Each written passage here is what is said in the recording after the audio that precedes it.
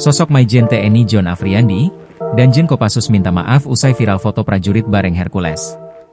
Potret prajurit Kopassus yang berpose bersama Ketua Umum DPP Grip Jaya, Hercules Rosario Marshall jadi sorotan.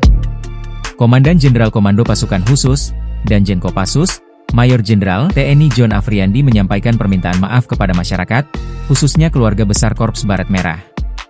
Permintaan maaf itu disampaikan John sebagai bentuk tanggung jawab atas polemik yang muncul di publik usai anggota Kopassus melakukan foto bersama Hercules.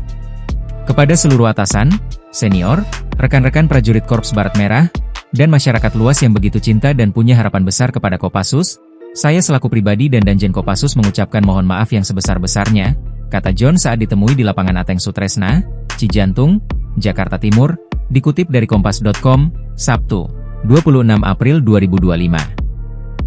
John menjelaskan, momen anggotanya foto bersama Hercules berlangsung dalam sebuah acara internal yang bersifat kekeluargaan, yang dihadiri oleh seorang pejabat yang memiliki kedekatan emosional dengan Hercules.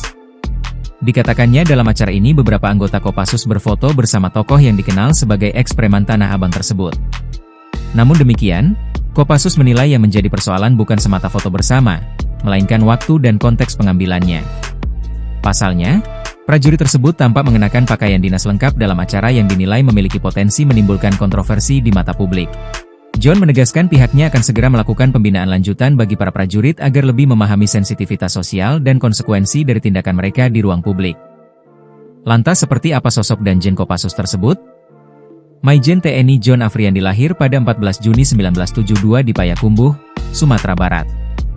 Sejak 8 Maret 2024 sebagai Komandan Jenderal Komando Pasukan Khusus. John Afriandi menggantikan Maijen TNI Dedi Suryadi sebagai Danjen Kopassus. Sementara Dedi Suryadi diangkat sebagai Panglima Komando Daerah Militer 4 Diponegoro.